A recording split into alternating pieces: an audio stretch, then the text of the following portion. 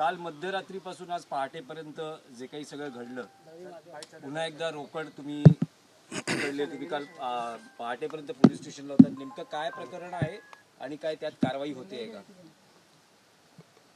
सर्वात प्रथम तर मी नाही पकडली, पोलिसांनी पकडली. आणि पोलिसांनी पकडल्यानंतर साधारण 12-12:15 वाजता ही गाडी पकडली गेली, नाकाबंदीमध्ये पकडली गेली. ही गाडी देवगडची आहे. देवगडच्या भारतीय जनता पक्षाच्या तालुका अध्यक्षाची आहे. त्याचं नाव मला वाटतं महेश नारकर. त्याला घेऊन पोलीस स्टेशनमध्ये त्याच्या गाडीसहित त्या पैशासहित पोलीस स्टेशनमध्ये आले. 12-12:15ची ती वेळ होती. मला जेव्हा कळलं, मी 1-1:15ला पोलीस स्टेशनमध्ये पोचलो. तोपर्यंत कसली FIR झालेली नव्हती, कसलीही कारवाई झालेली नव्हती. त्याला तिथून बाहेर काढायच्या ते लोक सेटिंगमध्ये दिसत होते. दुसरा एक भारतीय जनता पक्षाचा जो पदाधिकारी आहे, जो सिंधुदुर्ग जिल्हा भारतीय जनता पक्ष उपाध्यक्ष आहे, त्याचं नाव बाबा परब, तो तिकडे त्याला सोडवायला आला होता. अच्छा, जर बाबा परबची गाडी तुम्ही बघितली, काल तुमच्या कॅमेरामध्ये पण ते आलं असेल काही लोकांच्या, की त्याच्या गाडीला नंबर प्लेट नव्हता, ना पुढे ना मागे. त्याच्या गाडीमध्ये भारतीय स्कार्फ असतील. अच्छा, त्याच्यामध्ये अजून एक दारूच्या बाटलीचा बॉक्स पण होता. एनव्हलप सापडले गेले, म्हणजे ज्याच्यामध्ये आपण पैसे टाकतो आणि वाटप करतो, ते एनव्हलप एवढा ढीगभर पोलिसांना मिळाला. मी आल्यानंतर निवडणूक आयोगाची लोकं आली. मी म्हटलं आता कारवाई करा. तर ते गेले तिकडे, फक्त बाहेरून शूटिंग घेतली आणि कदाचित आतमधून शूटिंग पण घेतली असेल. माझ्याकडे आले आणि मला सांगतात ह्याच्यामध्ये काही आक्षेपार्ह नाही. मी म्हणते त्या गाडीला नंबर नाही आहे. ही निवडणुकीच्या वेळेला पकडलेली गाडी. अच्छा, ही पण मी पकडून दिली, पोलिसांनी पकडलेली नाही. पोलिसांच्या कंपाऊंडमध्ये उभी असलेली गाडी पोलिसांनी पकडली नाही. मी सांगितलं ह्याचा नंबर कुठे आहे, ते सगळं कॅमेरामध्ये आहे. कॅमेरामध्ये आल्यानंतर ती गाडी आतमध्ये घेतली, कंपाऊंडमध्ये लावली आणि त्यानंतर त्याच्यावरती काहीच आक्षेपार्ह नाही. अहो, निवडणुकीच्या 10 नंतर, म्हणजे जी डेडलाईन होती 10 वाजताची, त्यानंतर ती गाडी एक तर तुम्ही पकडली, त्याच्यामध्ये नंबर प्लेट नाही. एक गाडी तुम्ही पकडली, त्याच्यामध्ये पैसे सापडले. मी म्हटलं गाड्या किती जप्त करणार? तर साहेब एकच. मी बोललो का क्राईम ह्या गाडीत घडलाय, हा त्याला सोडवायला आलाय साथीदार. म्हणजे कसलंही तालमेल नाही, म्हणजे फक्त झाकायचं आहे. हा क्राईम कसा तरी झाकला गेला पाहिजे. मी सांगितल्यानंतर की मी प्रश्न विचारले की मला एक सांगाव, पंचनामा झाला का? तर मी सांगितल्यानंतर पंचनामा झाला. तोपर्यंत पंचनामा देखील झाला नाही. त्याच्यानंतर पंचनाम्यानंतर माझ्याकडे जे काय DYSP आढाव म्हणून आहेत ते माझ्याकडे आले. त्यांनी मला एक पत्र दिलं, काय तक्रारीचं पत्र, की आम्ही ही कारवाई करणार. अशी फटीचर कारवाई आहे ना, म्हणजे सायकल चोरीवर पण होऊ शकत नाही. त्याचा काय त्या पत्राला काही उपयोग नव्हता. पण 1.5 तासामध्ये मतदान होतं. मी बोललो कुठेही ह्याचा इफेक्ट मतदानावर किंवा मतदारांवर होऊ नये किंवा त्यांना कुठे डिस्टर्बन्स होऊ नये, म्हणून मी म्हटलं ह्याचं किमान FIR करा. तुम्ही सकाळचे 5 वाजवले पण अजूनपर्यंत FIR केलेला नाही. अच्छा, निवडणूक आयोगाचे अधिकारी फिर्याद द्यायला तयार नाही. मला फिर्याद तर द्या, फिर्यादही देत नव्हते. ते 2 अधिकारी एवढे घाबरून आले होते, त्यांना माहीत नाही, त्यांना अधिकार पण माहिती आहेत का नाही निवडणूक आयोगाचे. त्यांनी फिर्याद देखील दिली आहे की नाही मला माहीत नाही. ते आता मी माहिती काढतो की FIR झाला आहे की नाही. पण माझ्या त्यांच्याकडून अपेक्षा नाही. तक्रार करणारच, कदाचित माझ्यावर आता FIR होईल की मी पोलीस स्टेशनमध्ये विचारायला गेलो की हे झालं काय. होऊ शकतं ना, परवा मीच पैसे पकडून दिले आणि माझ्यावरच FIR झाला. तर हेही होऊ शकतं की मी एक गाडी ज्याच्याकडे नंबर, अच्छा त्याच्यामध्ये स्मगलिंग होतं का, त्याच्यामध्ये ड्रग्सचा व्यापार होतो का, दारूचा व्यापार होतो का? कारण जो त्या गाडीमध्ये सापडला गेला तो इथं बिअर बार चालवतो. आम्हाला काय माहीत, डुप्लिकेट दारूचा पण धंदा करत असेल. पोलीस म्हणतात ती गाडी त्याचीच आहे. म्हणलं तुम्हाला कसं माहीत? तुमचा काय संबंध त्या गाडीशी? तुमचा आहे का संबंध? नाही, चेसी नंबर. मला असे चेसी नंबर प्रिंट करून मी तुम्हाला दिवसाला 10 देतो आणि सांगतो कुठे होतात ते. बोललो आपण महाराष्ट्रात राहतो, मला काय टोपी लावायचा प्रकार करू नका. पोलीस दडपणाखाली आहेत. त्यांचाही दोष नाही, त्यांना वरतून ऑर्डर आल्यानंतर ते काय करणार. पण सकाळी 5 वाजेपर्यंत FIR झाली नव्हती. एवढी कठीण परिस्थिती मालवणमध्ये आहे. निलेश राणेची जिरवण्यासाठी, त्याला हरवण्यासाठी हे काय काय अजून करतील. आजही मतदानाचा दिवस आहे आणि मला असं वाटतं रिझल्टची तारीख पुढे ढकलण्यात आलेली आहे 21 तारखे. 21. आता काय त्याच्यामध्ये काय सेटिंग करायची असेल अजून तर बघूया. तर कोणाचा दबाव आहे असं वाटतं प्रशासनावर? तुम्हाला काय वाटतं? अहो सरळ सरळ आहे. तुम्ही बातमी दाखवत नाही आहात. तुम्ही घरामध्ये लावालावी करायचा प्रयत्न करताय. खरी बातमी तुम्ही दाखवत नाही आहात. अहो 100% दबाव आहे ना. सकाळी 5 वाजेपर्यंत FIR होत नाही. स्थानिक आमदार माझं सोडून द्या हो. काही नागरिक तिकडे आले होते, पत्रकार तिकडे उभे होते. सकाळी 5 वाजेपर्यंत FIR न करायचं कारण अच्छा निलेश राणेवर FIR किती तासात केलात तुम्ही? 24 तासाच्या आत माझ्यावर FIR आपल्या नोटीस आली, समन्स. त्याच्यानंतर तुम्ही FIR केलं. निलेश राणेवर तुम्ही ते FIR करू शकता 24 तासामध्ये. आता 12 तास उलटून गेले. त्या विजय केनवडेकरच्या मॅटरमध्ये जवळपास 3 दिवस होऊन गेले. त्याला साधी चौकशीला बोलवलं नाही. हे दबाव नाही तर मग काय? निलेशजी, यामध्ये जी एक प्रक्रिया असते म्हणजे अहवाल समितीकडे जाणं वगैरे या सगळ्या गोष्टी, हिला काही टाईमलाईन नाही आहे का? कारण तुम्ही हे प्रश्न काल रात्री सुद्धा उपस्थित केले, त्याच्यावरती काहीच ठोस होताना दिसत नाहीये. इतका कसं काय धुळफेक होऊ शकतो? हे बघा साहेब, ही ढकलाढकली आहे. मी तुझ्यावर ढकलणार, तू माझ्यावर ढकल. काल मला इकडचेच PI सांगतात की साहेब चौकशी केल्यानंतर, तपास केल्यानंतर आम्ही FIR करतो. मला माझ्या मॅटरमध्ये परवा जी की आम्ही बॅग पकडून दिली त्याच्या मॅटरमध्ये कसली चौकशी केली तुम्ही? अच्छा, तो अहवाल आहे ना, जो अहवाल समितीकडे जातो ते पब्लिक डॉक्युमेंट आहे. पब्लिक डोमेनमध्ये कधी येणार? पब्लिक डोमेनमध्ये न आणता तुम्ही ते पब्लिक डॉक्युमेंट अजूनपर्यंत दाखवलेलं नाही. तो माल जप्त का केला मग? तो माल कुठे आहे? अजून संबंधित आरोपीला तुम्ही बोलवलं देखील नाही चौकशीला. तो माल तुम्ही जप्त करून ठेवलाय. तुम्ही सांगता चौकशी अहवाल समितीकडे आहे, पोलीस स्टेशनला आम्ही सांगतो. मग तुम्ही FIR कसा केला? तुम्ही सांगताय ना. काल आढावाच बोलले तुमच्या कॅमेरासमोर DYSP की आम्ही 2 सेपरेट एंटिटी आहोत.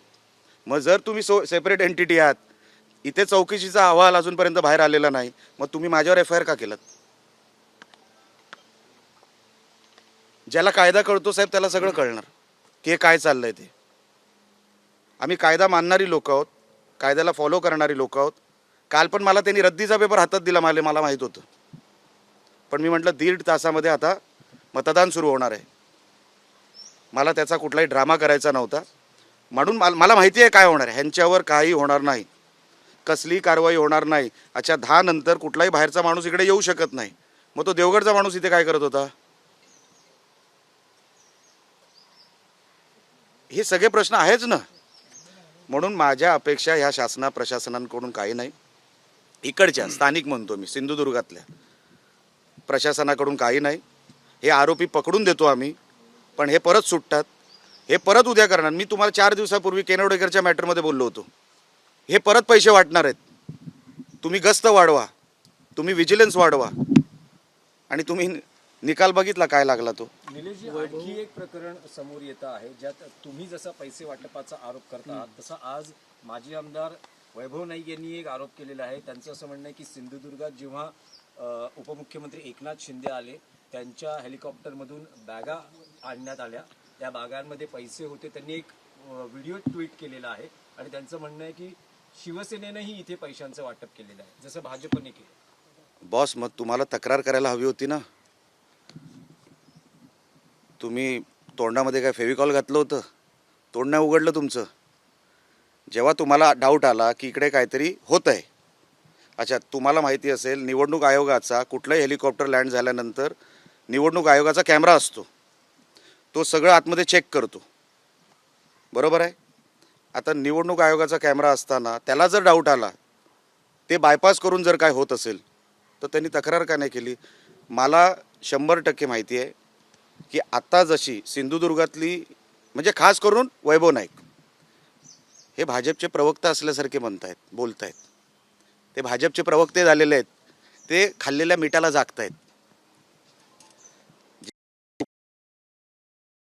ते पुढे उचलतात आणि भाजपची बाजू घेतात, त्याच्या पलीकडे वैभव नाईकाची जनमानसामध्ये किंमत शून्य आहे. तो फक्त आमच्यावर टीका करू शकतो, कारण की ह्या मतदारसंघामध्ये आता काही शिल्लक राहिलं नाही. त्याच्या घरी 2 उमेदवार उभे आहेत. कणकवलीमध्ये त्याला साधं बोलवलंही जात नाही. स्वतःच्या घरच्या उमेदवारांचा प्रचार करायला, बाबा तू नको येऊ, तू आला की पराभव 100%. सावंतवाडीमध्ये एंट्री घेऊ शकत नाही. तिकडचा जिल्हा प्रमुख म्हणतो की हा नको. मान्यता शून्य माणूस म्हणजे वैभव नाईक.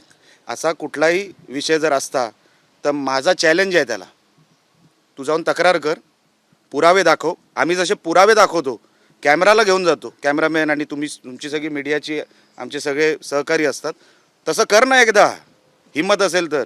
BJPचा प्रवक्ता होऊ नको, लक्षात घे. सर्व नगरपालिका आणि नगरपंचायतीचे जे निकाल आहेत, जे काहींचे उद्या लागणार होते आणि काहींचे 20 तारखेचं मतदान होऊन 21 ला लागणार होते, ते आता सगळेच निकाल 21 तारखेला लागतील असाच एक निर्णय आता नुकताच समोर आला आहे. मी तुम्हाला अगोदरच म्हटलं काहीतरी सेटिंग राहून गेली, अजून दिवस लागणार असतील म्हणून होत असेल. आता मला साहेब सांगा, निवडणुकीच्या मधोमध तुम्ही प्रचाराचा 1 दिवस वाढवला, जेव्हा तो आपण म्हणतो ना, काय म्हणतात त्याला, जो ब्रीदिंग पिरियड असतो मधला 1.5 दिवसाचा. आम्ही माझ्या या कमी कार्यकाळामध्ये मी 4 निवडणुका लढवल्या. जो ब्रीदिंग पिरियड असतो, मी अशी एकही निवडणूक बघितली नाही ज्याच्यामध्ये आदल्या दिवशी 10 वाजता प्रचार संपला आहे आणि दुसऱ्या दिवशी मतदान होत आहे. नाही पण यात आता ह्याच्यात नेमकं करायचं काय हे लक्षात आलं. बघा, लोकांना सगळं लक्षात येतो. कुठेतरी सेटिंग राहिली आहे करायची, ती सेटिंग करत असतील, कुठेतरी तार जोडत असतील. म्हणजे तेच विरोधकांचा जो आरोप आहे की तारीख निकालामध्ये बदलली आहे, मतमोजणीची जी तारीख बदलली आहे त्यावर तुम्ही संशय व्यक्त करता आहात का? व्यक्त करण्यासारखंच सगळं काही चित्र समोर उभं राहिलेलं आहे. जसं मी तुम्हाला सांगितलं, निवडणुकीच्या प्रचाराचा पण दिवस ऐन निवडणुकीत वाढवला गेला, निवडणुकीच्या अगोदर नाही.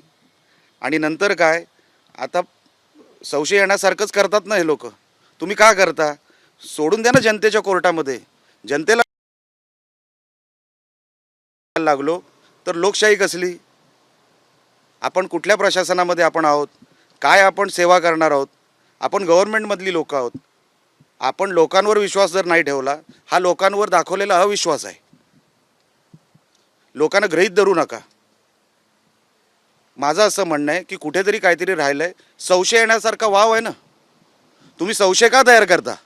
संशय नका तयार करू. जनतेच्या कोर्टामध्ये आहोत, जनतेने निकाल दिला पाहिजे. निलेशजी, पुराव्यांसह तुम्ही या सगळ्या गोष्टी उघडकीस आणताय आणि तुम्ही स्वतः वैयक्तिक पातळीवरती या संदर्भात आवाज उठवताय, परंतु पक्ष पातळीवरती या संदर्भात निवडणूक आयोगाला पत्र लिहून किंवा तक्रार दाखल करून पक्ष पातळीवरती यावर बघा, मी जे करतो ते मी पक्षाला न त्रास देता करतो. मला पक्षाला कुठलाही त्रास द्यायचा नाही. मी म्हणत नाही की रोजच्या रोज पक्ष माझ्या मागे उभा राहायला पाहिजे. जर पक्षाला कुठे वाटलं की हा अयोग्य करतोय तर पक्ष मला थांबवेल. माझी लढाई लढायला मी समर्थ आहे साहेब. घेतली तो गोष्ट वेगळी आहे. लेटर वेटवर पण होऊ शकतं. मी माझा लेटर देतोय. हे सगळे जे काय मी डॉक्युमेंटेशन करतो, मी कोर्टात गेलो ह्यांच्या बोगस OBC सर्टिफिकेटच्या विरोधात, उमेदवारांच्या, भाजपच्या रिट पिटिशन पर्सनली मी फाईल केली. पक्षाची गरज जेव्हा जेव्हा येईल मी पक्षाच्या म्हणजे पक्षाला विनंती करीन. पण ही लढाई माझी आहे. पक्षाला न त्रास देता जर ह्याच्यातून जर मला मार्ग काढता आला, रिझल्ट देता आला, तर तो काय समाधानाचा विषय नाही साहेब. प्रक्रिया बिघडते, ती प्रक्रिया नीट राहावी म्हणून मी हे सगळं करतोय. मला कोणावरही वैयक्तिक किंवा पर्सनल अटॅक करून किंवा मी केलेलाही नाही. पण तुमच्याच पक्षाच्या लोकांना टार्गेट केलं जाते असं चित्र हो, आहे. आहेच ना. आहे, संतोष मांगर आहे. अहो, काल माझ्या आजूबाजूच्या लोकांना पण तडीपाऱ्या काढण्यात आल्या. माझी लोक हद्दपार करण्यात आली. जो साधे अँकरिंगचं काम करतो बिचारा स्टेजवर, क्रिकेट मॅचचा अँकर, त्याच्यावर तडीपारीची नोटीस टाकली आहे. ज्यांनी झुरळ मारलं नाही आहे कधी, त्याच्यावर तडीपारीची नोटीस टाकली आहे. आणि सेम गुन्हे करणारे भारतीय जनता पक्षामध्ये, म्हणजे झुरळ मारणारे नाही म्हणत आहे मी, क्राईम करणारे 15-16 जण आहेत. ते मोकाट फिरत आहेत, तिथे पैसे वाटत आहेत, सांगून सुद्धा शहर सोडत नाही. हा सगळा जो काही प्रकार आहे ना, हा सत्तेचा दुरुपयोग आहे. तो दाखवण्यासाठी हे जनतेला कळलं पाहिजे निलेशजी, या सगळ्या एकूण वादामध्ये राज्याचे मुख्यमंत्री देवेंद्र फडणवीस यांची एक प्रतिक्रिया आली आहे. त्यांचं असं म्हणणं आहे की राणे विरुद्ध राणे वाद होणं योग्य नाही. हे नाहीच आहे, तुम्ही लावून दिलं हे. मला असं वाटतं मी तुम्हाला 15-15 मिनटं इंटरव्ह्यू देतो, तुम्ही फक्त तेवढंच घेता. मी म्हणून ह्यांना पण तेच बोललो, काय कामधंदे नाही काय हो घरात लावालावी करण्यापलीकडे. मी 15 मिनिटामध्ये काय काय बोलतो ते सोडून देता तुम्ही. काय तुम्हाला मिळतं याच्यामध्ये? कुठल्याही घरामध्ये घुसण्याचा हेतू काय आहे मला माहीत नाही, पण आरोप काय करतोय मी त्याच्यावर तुम्ही काही बोलत नाही, त्याच्यावर तुम्ही समर्थन देत नाही. एवढे गंभीर आरोप आहे, पुरावे सकट मी देतोय, ते बाजूला करताय. आणि कोणाविरुद्ध कोण काय होतं त्याच्याने? अच्छा, आमचं एक तरी स्टेटमेंट माझ्याकडून किंवा नितेशकडून एकमेकांच्या विरोधात आहे का हो? आम्ही पार्टीचा स्टँड घेतोय. तुम्हाला असं कुठून वाटतं हे मी विरुद्ध तो आहे? हे तुम्ही बनवताय चित्र, कारण का तुम्हाला हे खरं जे गंभीर आरोप मी करतोय ते तुम्हाला झाकायचे, असा माझा थेट आरोप आहे. पण त्याच्यावर मी माझं संपलं नाही, 1 मिनिट थांबा. माझा हा गंभीर आरोप आहे. तुम्ही जे मी आरोप करतो ते दाखवा ना भाऊ. तुम्ही आमच्या घरात कशाला घुसताय? आम्ही आमचं बघून घेऊ. आम्ही तुम्हाला काही वकील नेमलेला नाही आमच्या घराचा किंवा कुठल्याही मीडिया हाऊसला. माझी विनंती आहे, जे मी आरोप करतोय ते कृपया करून आपण दाखवावे.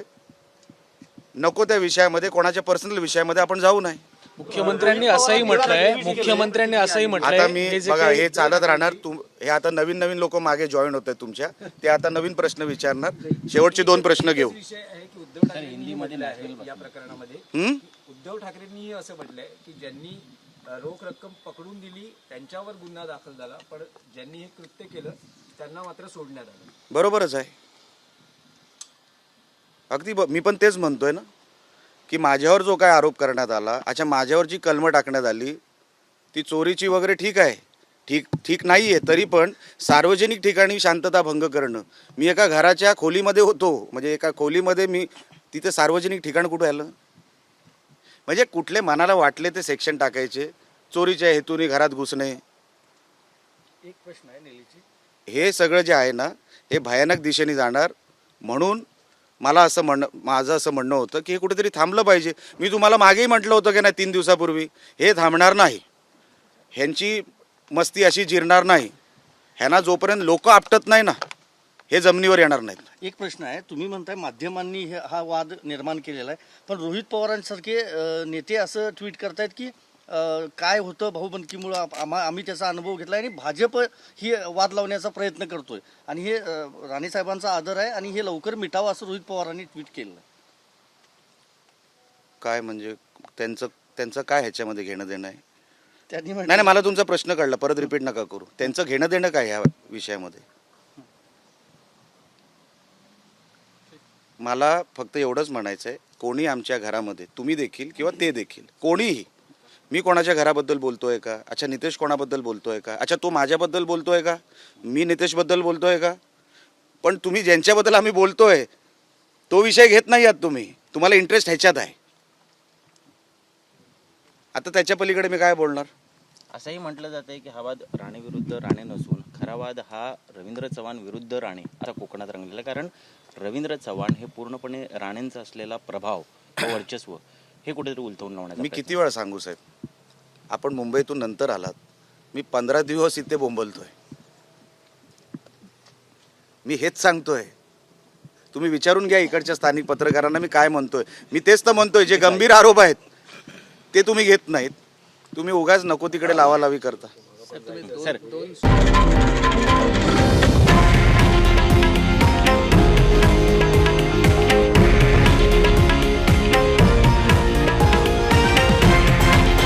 हे आहे देशातील नंबर 1 न्यूज नेटवर्क आणि आपण पाहत आहात TV9 मराठी, एकमेव.